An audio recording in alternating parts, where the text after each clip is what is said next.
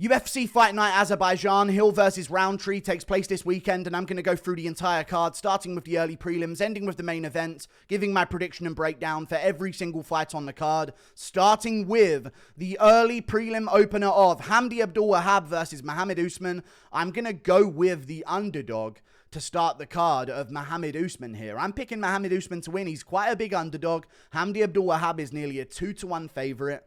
And I think Hamdy Abdelwahab is absolute garbage. Now, don't get me wrong. So is Mohammed Usman. But I think the odds makers are looking at what is probably going to be a 50-50 fight that I'm leaning towards Mohammed Usman in.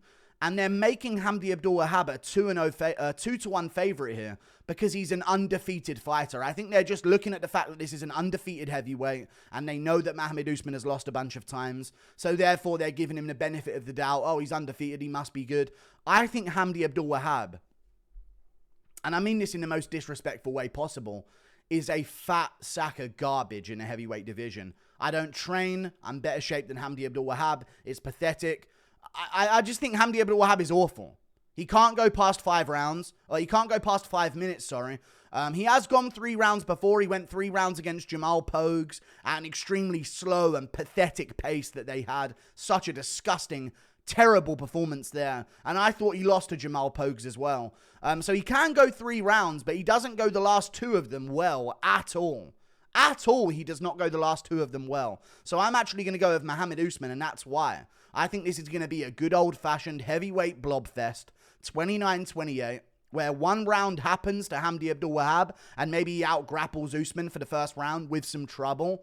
But I think that in the 2nd and 3rd round, we're going to see Mohammed Usman take over in the tit-for-tat game, where they're both trying to sort of like land point-scoring shots against each other. I think that's when Mohammed Usman's reach is going to come into play. He has a 7-inch reach advantage here over Hamdy Abdelwahab, and I think he's better at that. I don't think we see a finish in the 1st round. If we do, it'll be Mohammed Usman KO or a Hamdy Abdelwahab ground and pound or a submission after taking down Usman. But I think we see the last 2 rounds. I think we see a 29-28 where Mohammed Usman outpoints Hamdy Abdelwahab on the feet for the last 2 rounds of this fight. But before we move on to the next fight, this video is sponsored by PrizePicks.com. Go to prizepicks.com. New users that sign up using code GURU, very important to use code GURU, play $5 and get $50 to use instantly. So that's for new users if they sign up using code GURU. Extremely important. And for this card, I'm going to say that Melissa Mullins is going to land more than 35.5 significant strikes. That's what I think. More than 35.5 significant strikes because she's a ground and pound type of girl. So there's going to be a lot of ground and pound in my opinion, which means significant strikes. And I also think that Yun-Jong Park is going to land more than 49.5 significant strikes because he's more of a volume guy and we see a lot of decisions for him. So I think that's really good. And I'm also going to take Nazim Sadikov to land more than 41.5 significant strikes because I see his fight being a bit of a scrap as well. So that's 20 to get 120 back. Let's get back to breaking down the UFC card. Moving on to Tagir Ulanbekov versus Azat Maksum. I'm going to go with Tagir Ulanbekov over Azat Maksum. I've seen Azat Maksum struggle with some body types that are extremely similar to Tagir Ulanbekov when it comes to Charles Johnson. He had a good debut. I think he fought Ode Osborne in his debut and he had a really good performance there. Got a submission, if I'm not mistaken. Maybe that was a different very similar version of this guy. But he's had some good performances. He's a grappler. He's a little tricky on the feet, but I don't see him getting any grappling off against Tagir Ulanbekov here. And I think this is going to be Tagir's fight where he finally lives up to the hype of being from Team Khabib. And, you know, he had that stinker against Tim Elliott where he was like, Tim Elliott was cheating against him straight up, to be fair. Hooking his gloves, landing punches while having his fingers in his gloves. And Tagir Ulanbekov, instead of complaining to the referee, was complaining to Khabib. Like, he cared more about Khabib knowing that this wasn't his fault that he's losing than caring to tell the ref that someone's actually cheating against him. I thought that was funny when it happened. But I think Tagir Ulanbekov's going to get this one done. Moreover, why did I just say moreover? What the fuck, am I in primary school English class? Furthermore, guys, and on another note, Tagir Ulanbekov, what was I going to say? He was training to fight Kyoji Horiguchi this card, which is a very similar body type. These guys aren't the same height. They're both listed at 5'7". They're not. Billion-dollar company. They're not the same height. Tagir Ulanbekov is going to be taller than Azat Maksum. And he was preparing to fight Kyogi Horiguchi on this card. So he's had full preparation. Azat Maksum stepped in with a bit of notice. It's not like very short notice or anything like that. Like, he's had some notice for this fight. But I am going to lean towards Tagir Ulanbekov. I think he's going to be too tall for Azat Maksum to really get a hold of and wrangle. And, you know, Azat did have a decent scrap with Charles Johnson. It got a fight at the night bonus, but it wasn't that entertaining of a fight. It was just that the card was terrible other than that. But it was decent. I just think Tagir Ulanbekov is going to be slick, and he's going to be able to defend the takedowns. I'm going to go with Tagir Ulanbekov. I'm going to trust in his Dagestani Team Habib takedown defense here. And I think if they do end up, I think he'll be able to grapple offensively back as well. We've seen him do that against other really good grapplers in the division, where he's able to get his own grappling going and survive certain positions. I think he fought Jafel Filho early doors and got takedowns on him, or some jiu-jitsu guy in the flyweight division. So I think that Tagir Ulanbekov's going to be safe here. We may see him win this one by control time in moments, and also just being a little bit busier on the feet at range is what I reckon is going to happen here. So I'm going to go with Tagir Ulanbekov by decision in this fight. We move on. Up the card, Irina Alekseeva versus Klaudia Sygula. Klaudia Sygula, huh? Right, so basically, guys, I'm going with Irina Alekseeva. And there's a little known trick to predicting women's MMA fights where ignore what you see when it comes to record. Ignore everything. Country, height, weight, reach, leg reach. Doesn't matter. The odds are in favor of Irina Alekseeva. 2-1. Over 2-1 here against Klaudia Sygula. I believe both of these girls are coming off losses to Melissa Mullins, if I'm not mistaken, which is kind of a crazy, unique twist. And Irina Alekseeva lost by decision, and Klaudia Sygula lost dominantly by TKO in the second round. Other than that, Klaudia Sygula is kind of a bit of a project to get into the UFC with her looks, so that she'll probably, like, if she gets a couple wins or a highlight reel finish, start an OF. I mean, let's just be honest. That's kind of the point of a lot of these women's careers. Like, I'm hot, but not hot enough to be a model. So if I surround myself by manly-looking bitches and stand out amongst them, I'll be a 10 out of 10 in comparison and then start my OnlyFans career. That's what a lot of them do.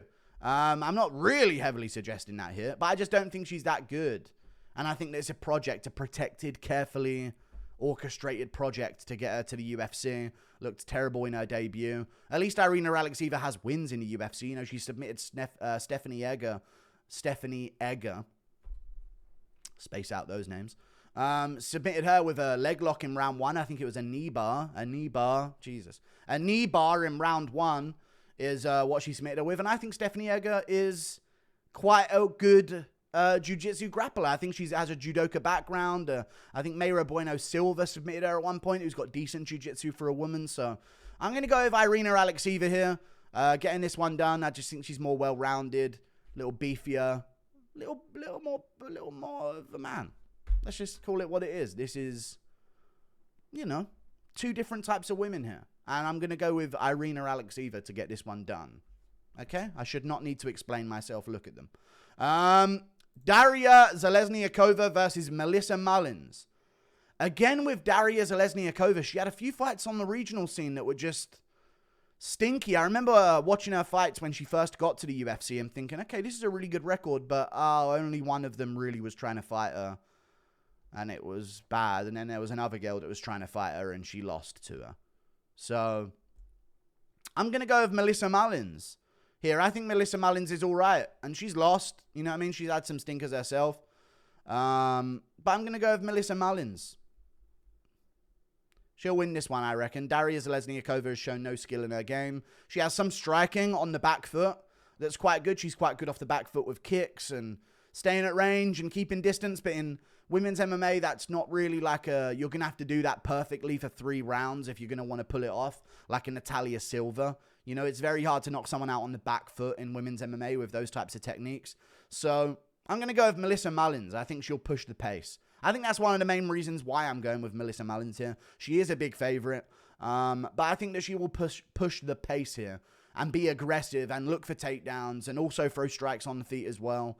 She'll just mix it up more than Darya Zeleznyakova, so I'm going to go with Melissa Mullins. I think her ground and pound's really good. So I think we will see a second or third round TKO to ground and pound from Melissa Mullins here. Let's go England, I guess. We move on. Up the card to another fight. Ismail Naurdiev versus Yun-Jong Park. Sorry, Ismail Naurdiev just has really reminded me of someone that I can't quite put my finger on right now. He looks exactly like someone. Someone famous.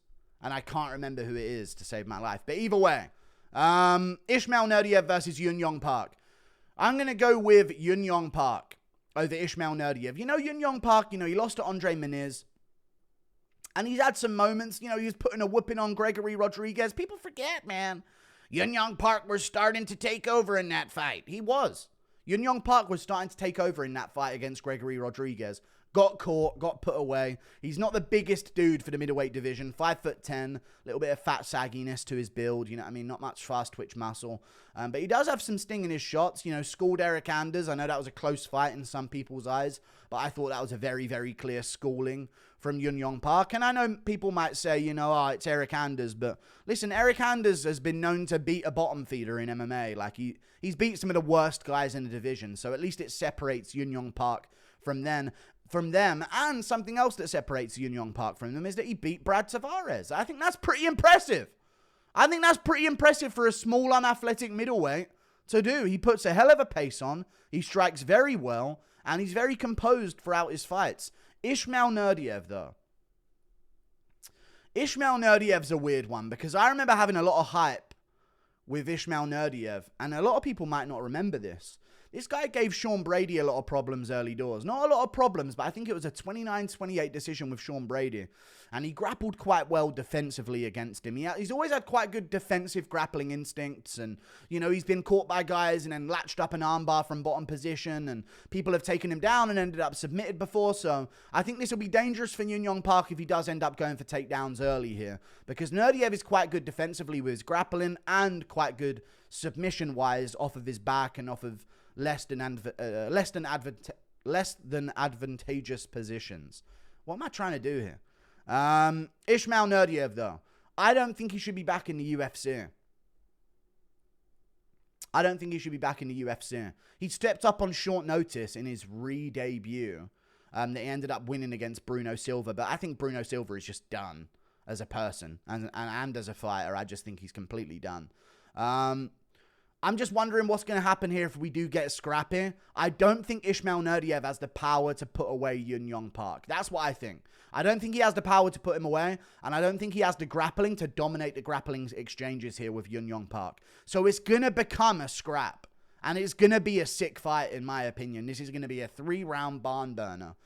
And if it is that, I'm siding with Yun-Jong Park. I'm siding with Yun-Jong Park here, getting this one done, pouring on the pressure in the later rounds, and beating Ismail Naurdiev, who again only really got back into the UFC, stepping up on short notice to fight Bruno Silva. Now he's sticking around at middleweight. But he lost like the fight before last on the regional scene. And it's just like, okay, well, you wouldn't have got here if not for stepping up. I don't feel like Ismail Naurdiev would have got back to the UFC, So I'm going to go with Yun-Jong Park getting this one done. It will be a tricky fight. It will become a crafty vet matchup. And Yun-Jong Park's going to get this one done. We move on. Up the card. Seok-Hyeon versus Oban Elliott. Don't disrespect the fighters. Hey. Seok-Hyeon ain't going to get a chance to disrespect the fighters this time around, dude. No, I'm joking. I've got Seok-Hyeon by KO. It's in his name. Obviously, he's going to win this one. I think Oban's shit. And that's what it really comes down to at the end of the day. This thing is grappling's fucking awful. He's just kind of shit. Like, how close do you want to make it against Val Woodburn and Preston Parsons? Really pathetic, honestly. I think Seok-Hyeon KO, you could argue that he's not the best himself in terms of skill level, but he's better than fucking Oban. You know what I mean? Like, this guy's fucking awful at fighting. Yeah, he's pathetic, honestly. So, that's that. I'm joking. I'm going to go with Oban Elliott. I think he wins. I think Oban's pretty good. And here's the thing with Oban Elliott. I know that we're boys and we grew up together and we go way back, and he's now made it in the UFC and I'm doing this for a living. I get it. So I'm going to be called bias. He's like, my thing about Oban Elliott, and let me tell you this, he's just mid enough to make it all the way here. Let me just tell you that. Am I wrong or am I right? If Oban Elliott was a regular UK up-and-comer with a bunch of crazy finishes in the first round, and now he's going in there into the UFC, I would worry about him a lot, you know? Because you don't actually know how good someone is if they're just blowing everyone out of the, you know, blowing it, if they're just like knocking it out of the park every single time. Like if Oban Elliott came in and actually knocked out Val Woodburn with that head kick, we learn nothing. Oh, nice head kick from Oban Elliott, he's a good striker.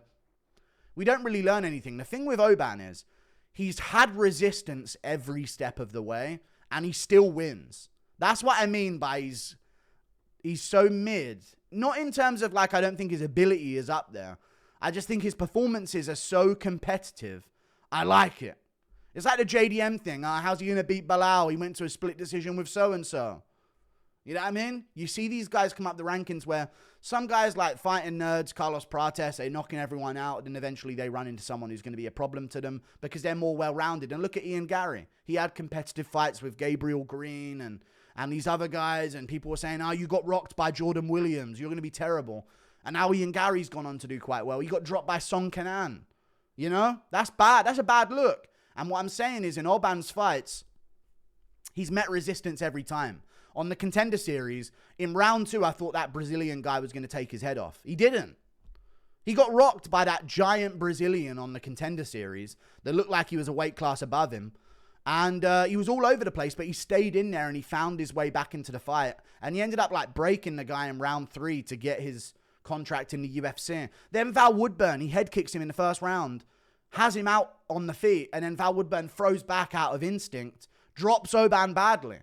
He's rocked. He's in trouble, and he survives it and gets to dominant position all the time and dominates that fight, really, even though there was a moment of trouble in that first round.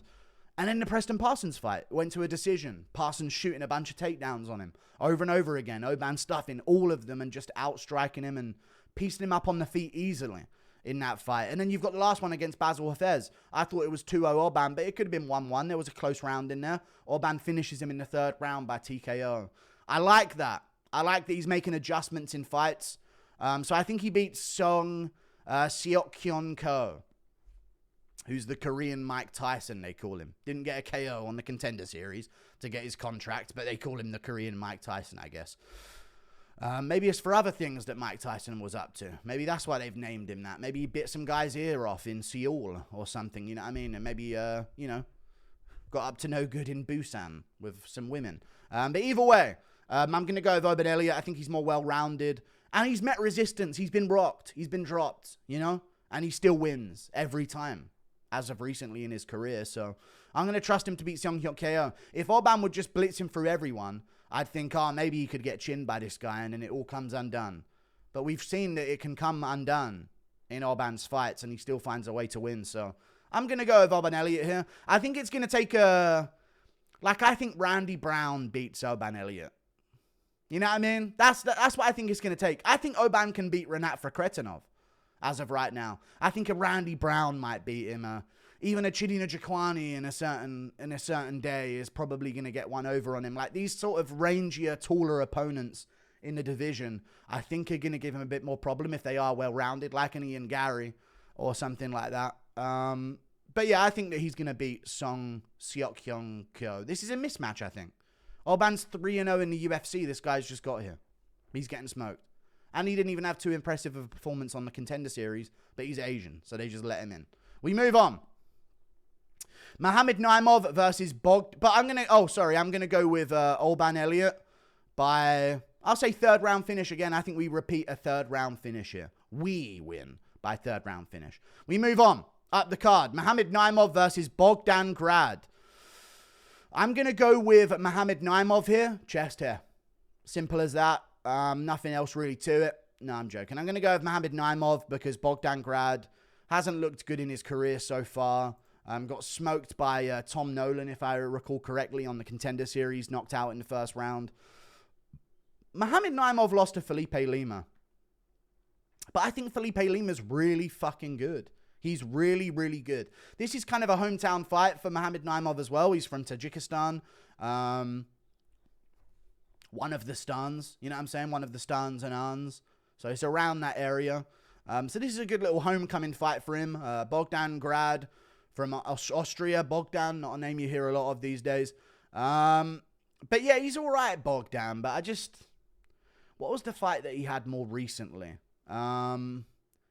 Where I don't even think he won his fight that he got back into the UFC with against Michael Aswell, I think it was. Aswell, who's now in the UFC, just lost to Balaji Oki on short notice.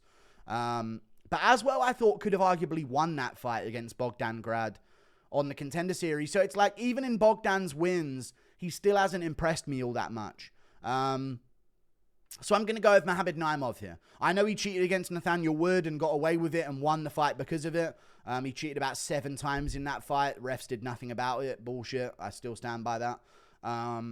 And that ruined Nathaniel Wood's run at fucking featherweight, which is such fucking BS. But either way, Mohammed Naimov, he's good. He's still good. He's still very good. He still had Nathaniel Wood in trouble in that fight without cheating, with a big punch that wobbled him. And he's a powerful dude. You know, he can manhandle opponents. And he dealt well with Khan Offley, who's a little tank of a fighter. Very similar, in my opinion, ability-wise to Bogdan Grad. So I'm going to see a Mohammed Naimov decision or a first-round finish and no in between.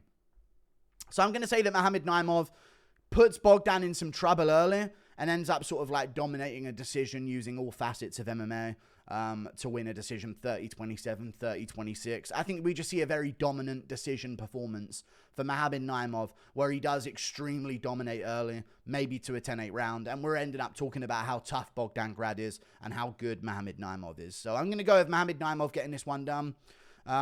He's back on track against Khan Offley, lost to Felipe Lima, was on a bit of a streak before that, you know, knocked out Jamie Malarkey pretty easily. I know that's become a very regular occurrence for a lot of these guys these days, but, you know, Malarkey can cause problems to people, and Naimov made easy work of it. It made Mauricio Huffy a star to knock out Malarkey in his debut.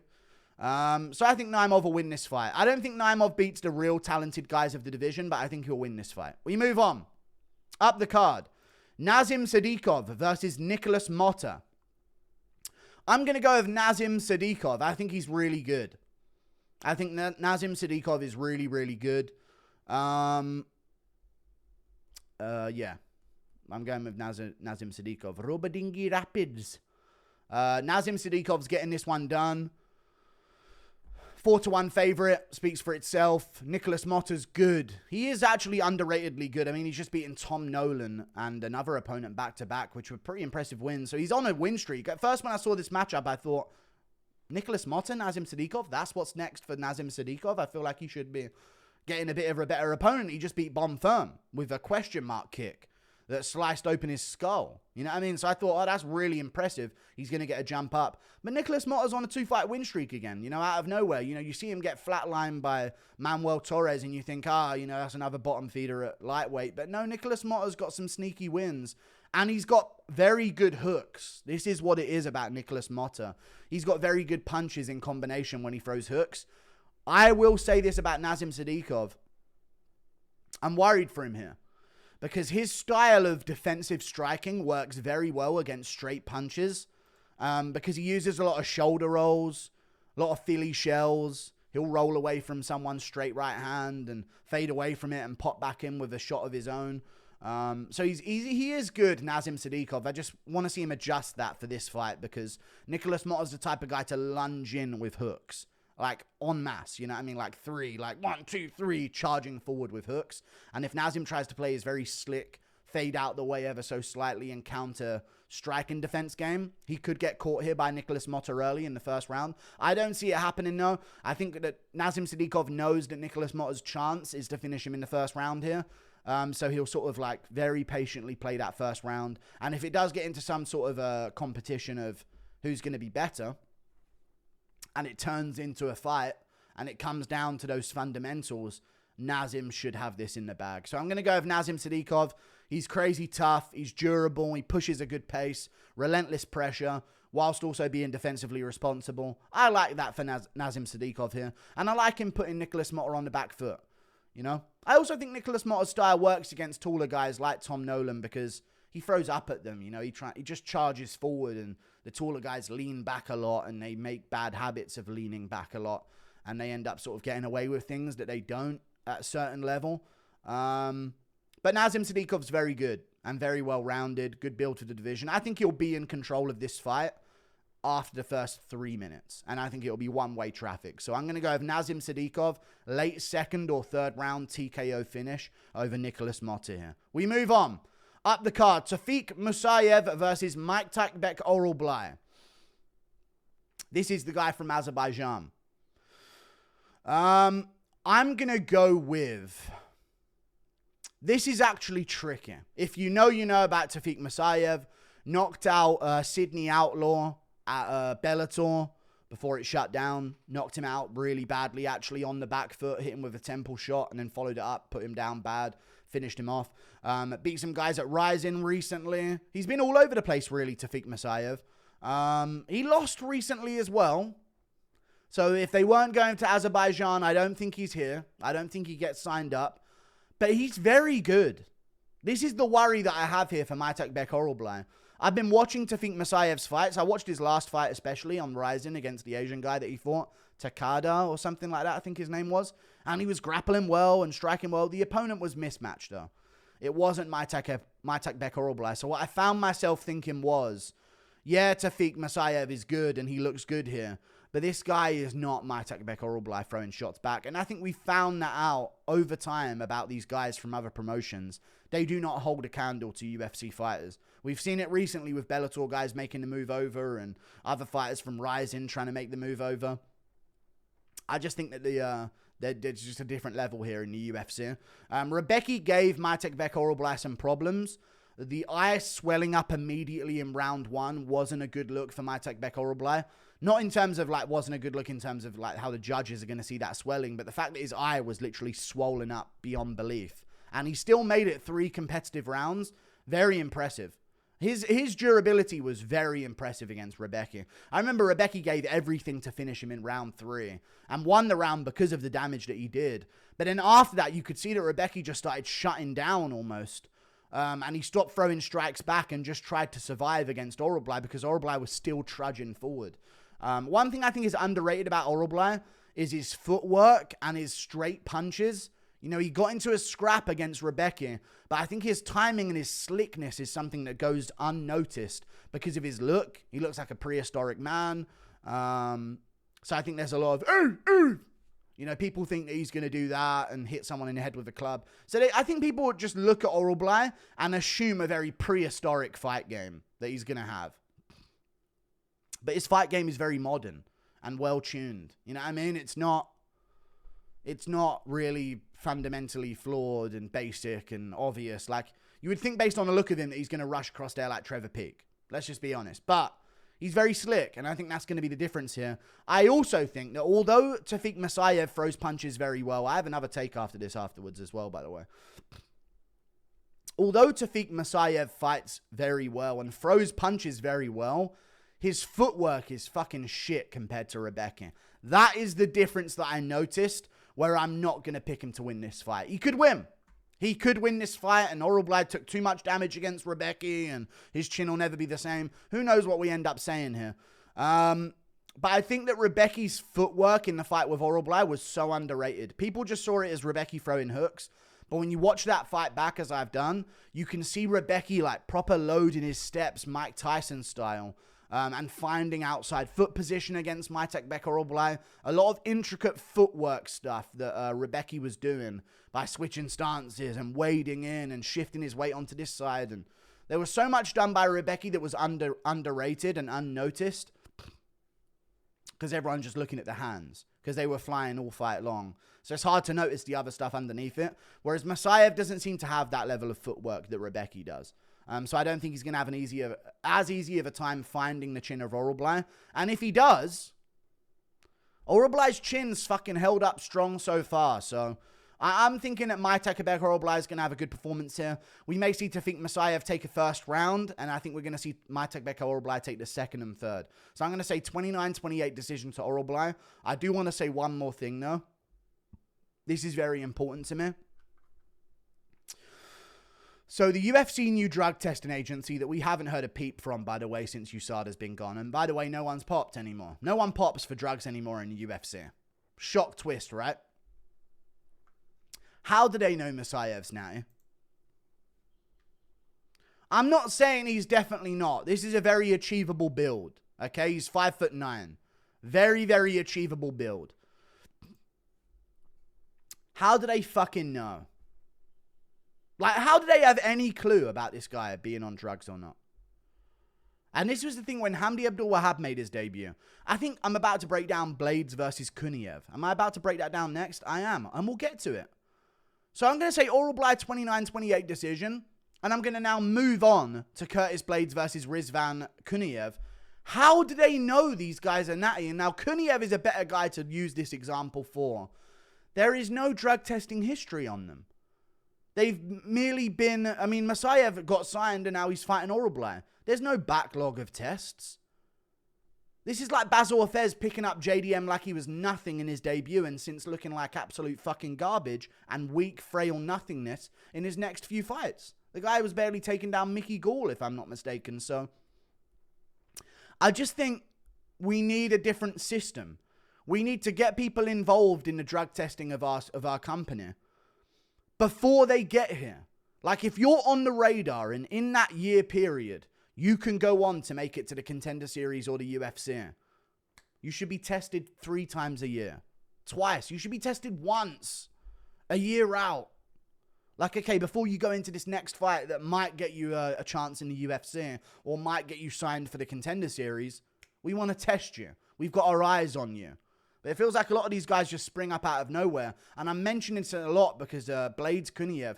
Kuniev is a known roid cheat. I think he's going to lose to Curtis Blaydes. And all the boys are cheering for Curtis Blaydes here. Curtis Blaydes dealt with Jailton Almeida for us. He's going to deal with Kuniev as well. I think that Curtis Blaydes easily wins this fight.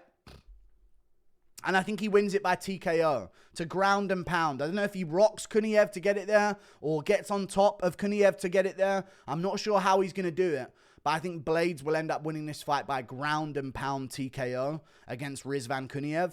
But yeah, that's the thing about Kuniev. He tested positive for so many banned substances against Henem Fahea, who just lost to Francis Ngannou in PFL. And he looked awful in that fight. And that was his big win. I think that's why the UFC signed him. They signed him and they wanted to have this Blaydes-Kuniev matchup, I think, earlier in the year. Because they know he had a win over Henem Fahea. So that would diminish Ngannou even more at PFL.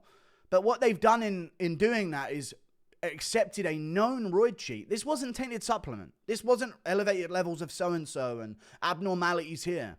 4 different banned steroid substances in Kuniev's body for his fight with Henem Fahea. And he still looked like a fat shit in that fight. Was able to blob his way to a victory in grappling. I think I'm going with Curtis Blaydes here. I just think there's too much of an advantage in experience. I don't see Kuniev finishing him. That's the big deal here. I don't see him finishing Curtis Blaydes. And you ain't beating Blaydes by decision. The experience that he has, the guys that he's been in there with, I just don't see it happening. But I am going to go with Curtis Blaydes. I just think this is a clown show from the UFC. And I shouldn't have maybe brought it up for Musayev, but it is a part of me that thinks, what if he's on roids though? We don't know. And now he's going in there against Orolbai. We have no idea. We have no testing history on him. So that was why I was thinking, damn, if this guy's coming in, no testing history, maybe he could beat Orolbai. But for this one, it's definitely annoying because they know he's on it. I guess him having the fight delayed was actually a blessing in disguise for Blaydes because maybe now he's been in a testing pool for a long enough time to ensure it. So this is probably a much better thing for Blaydes. But that's always been a problem that I've had with this sport. I'm going to go with Curtis Blaydes, though. His striking is very underrated, I thought. Very fast hands. He even made me worried against Tom Aspinall when he was throwing those punches early on. I was thinking, fucking hell, watch yourself, Tom. There's a lot of heavy heat coming your way right here. And I think Blaydes' ability to get his knees underneath him is one of the most underrated things at heavyweight right now. Not at heavyweight in general, but just for a heavyweight to do. Blaydes' ability to stay within himself. Very, very rarely do you see someone put Blaydes on bottom position. You know? And if he is on bottom position, very rarely do you see him put him on his back. Very, very rare do you see that happen. Even Jailton Almeida taking him down against the cage. You ain't getting Curtis Blaydes down with his back to the canvas and you're passing over into half guard on top of him. Forget about it. Ain't going to happen. Blaydes is a guy who's very good at making you work for what you want in the grappling part of the fight. And if you don't get what you want immediately, which I don't think Rizvan Kuniyev's going to be able to do, I think you're going to be in there with a good experienced Curtis Blaydes, who's going to put hands on you. So I think he puts hands on Rizvan in round 2, knocks him down, and then beats the hell out of him with ground and pound afterwards. I'm going with Curtis Blaydes to rid us of this roid cheat Kuniev. How are you taking roids and still looking like that? What the fuck is going on at heavyweight? I might have to go on a run to heavyweight, honestly. We move on. Rafael Fiziev versus Ignacio Bahamondes, another Azerbaijani. In Rafael Fiziev here.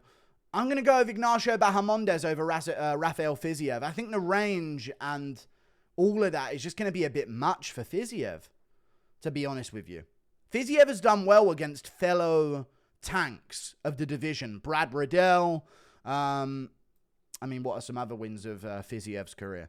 Renato Moicano was a little bit taller and he got a TKO over him, and I thought that was a very impressive win, and it kind of convinced me that he would go on to do amazingly in the division, but it never really ended up happening. I don't like the range for Rafael Fiziev here. I've always thought that he's a little bit undersized for lightweight. And I've always thought that rangy guys are going to give him a problem in his career. And here we have Ignacio Bahamondes. He hasn't fought this phenotype before that I can remember. He fought Mark Jacasian. I think he fought like an Alex White earlier in his career and beat the hell out of him. Bobby Green ended up putting it on him in the 3rd round. And this is what it comes down to in that 3rd round. It's hard to hide from a rangy guy when you're exhausted in the later rounds of a fight. Very, very hard. Against a shorter guy, a tankier guy, Fiziev can run his head movement seminar and dip and weave and move and roll, and he can make these guys miss. But against a rangier guy in Ignacio Bahamondes, they can keep you in exchanges when you are out of them as the shorter opponent. So if Fiziev weaves out of an exchange thinking, that was a good 2-punch combination, time for me to take my 10-second breather, and then Bahamondes has front kicked him in the stomach and low kicked him and was looking for his jab, I can see Fiziev coming undone in round 3. So I'm going to say Ignacio Bahamondes, 3rd round finish here. I also think another massive aspect of this fight that is going a little bit under the radar, very, very recently, Fiziev was getting fucked up by Justin Gaethje. Very close fight it was. It was a war. It was a scrap. It was a competitive fight. I know that Gaethje didn't 10-8 him a bunch of times and it wasn't irreparable damage. I understand. But it was a fucking war where he went to war with Gaethje and then he considered moving down to 45. He started his idea of moving down to 145 pounds and then they found this Ignacio Bahamondes matchup out of nowhere. So I think that Fiziev's going to have less of a weight cut on his hands. I think we're going to see a little bit of a smaller Fiziev, which could do better for him, to be honest with you. I don't think he ever cut that much weight to make lightweight anyway. He's not big. He's a very built-up guy, but he's very small for the division. He's a bit like Michael Chandler, really, but maybe just a tad taller and less like weight on the torso like Chandler has and the legs. But I'm going to go with Ignacio Bahamondes picking him apart as the fight goes on. I like his distance management here. I think that's something he's massively improved upon. I think we saw that in the Manuel Torres performance when he was timing those right hands while moving backwards. We haven't seen that from Ignacio before. You know, we've seen him get into striking matches and eventually take over, or even there was a time early in his career when John McDessie was beating him and rocked him all over the place in their fight, and he kind of got taught a lesson about some things. You can't just be rangy and get away with everything. So he's very methodical since then, and his shot selection is vastly improved. So I think that's what's going to be the difference here. If this was an earlier Bahamondes, I pick Fiziev, but this is this version of Bahamondes. I think he's ready for the best for the best of the best, and I think Fiziev is not one of them. So I think Bahamondes beats him. Bahamondes just got a submission over Jalen Turner. I like Bahamondes, man. I think Bahamondes is really good. I think maybe if he goes up against another tall striker like a Joel Alvarez, you'll see a little thing that's maybe a little different, or maybe a Gamrot could deal with him a little bit better offensively in the grappling than Jalen Turner did. But I just don't like that Fiziev took this fight so soon after the 3-round war with Gaethje. I think he just desperately wanted to be on this Azerbaijan card. Probably never going to happen again. First time it has happened, I think, in UFC history. Have they been to Azerbaijan before? I'm not sure. So I think Fiziev just thought, oh my God, there's an Azerbaijan card. I've got to be on it, you know? He's been the Azerbaijan UFC fighter for a long time. So I think he just did everything to make sure he was on this card. Whereas Bahamondes is plotting his next move. You know, oh, I get a ranked opponent. Very good for my career. Let me make sure I take enough time off after the Sphere card. I've got my KO. And he's very carefully, you know, he gets his win over Jalen Turner, doesn't take any damage. Now he's looking for this turnaround here. Fiziev in his home country. Very short turnaround after the Gaethje fight. I think this is more aligned for Ignacio Bahamondes' best interests than Fiziev's by far. So I'm going to go with Ignacio Bahamondes getting this one done. Third round finish. We move on. Jamahal Hill versus Khalil Rountree Jr. Man. I'm going to go with Khalil Rountree Jr. I think Jamahal Hill is one of the most underrated fighters in the UFC. But I've noticed a problem that I do. When I think someone's pretty good and everyone says they're trash, I then say, no, he's actually really great. I do see all of the fundamental flaws in Jamahal Hill's striking. It still works for him against certain opponents. And I think that's what a lot of people get twisted. Like, yes, Khalil Rountree, if you put him in front of a Muay Thai legend, and let's say you put Superlek there to judge the striking of Khalil Rountree Jr. and Jamahal Hill, or you put Rodtang there to judge the striking between them, they would all say that Khalil Rountree has way better striking by far, 10 times better striking. But this is a fight, and Jamahal Hill is really good at fighting. That's the thing. Even against Yuri, he gave Yuri a lot of problems in that fight, and no one really likes to admit that because Yuri destroyed him. Yuri got a finish in the third round. I get it. But he had a really good second round against Yuri. He was doing good in the first round. Even after getting hurt by Yuri, he was doing well. In the early part of the third round, he was doing good. He was still stinging him with shots. I think that Khalil was just difficult because of the heavy low kicks. That's what I'm worried about here for Jamahal Hill. The inside low kicks, the outside low kicks. I was talking about this with Demetrius Johnson. Jamahal Hill's way of movement, it's so predictable in terms of like a rhythm of low kicking. And Khalil Rountree is all rhythm. You know what I mean? That's what he does. It's all like in time with each other. There's one on the beat and two off beat afterwards. And that's how a lot of Muay Thai guys think, you know? A body kick, punch, punch. Now your turn. It's kind of like a your turn, my turn thing is what Muay Thai turns into. It's very playful, right, with the way that they spar. But Khalil is obviously not going to let someone hit him. And I do think that Khalil is shit. I do think he's a lot shitter than people think he is. So that's why maybe immediately I thought Jamahal Hill was going to win, because everyone's saying Jamahal Hill's bad, and I think he's all right. And everyone's saying Khalil Rountree's some god, and I think he's kind of mid. But I think Khalil will win. His speed, I think, is going to be good here. Low kicks. I just think once those low kicks start going, the fight is different. You know, the fight is very different once those low kicks start coming in. But don't be surprised if Jamahal Hill just straight up bullies and beats the shit out of Khalil Rountree. I'm annoyed that I'm picking Khalil because I don't like going against my initial opinion. Don't be surprised if Jamahal Hill tanks some low kicks early on, starts pressuring Khalil, and Khalil starts breaking on the back foot. Do not be surprised. Do not be surprised at all. But I'm going to go with Khalil. I think the low kicks are going to be really good for him. I think the punches are going to be really good. And again, this is what it comes down to. And this is why I've gone with Bahamondes over Fiziev. Khalil Rountree got beaten the shit out of by Alex Pereira. That was last year, September, I believe. I think it was last year, September. Now he's back in June of this year. That's a lot of time to recover and make sure that you're okay, even though his nose is never going to be okay again. He still looks like he's been through 5 rounds before the fight has even started. Pereira did irreparable damage to his face. Jamahal Hill. And listen, this fight has been delayed, which might be a blessing in disguise for Jamahal Hill. Was beaten up by Yuri and finished by TKO, quite brutally with a broken nose, by the way, at the start of this year, in January.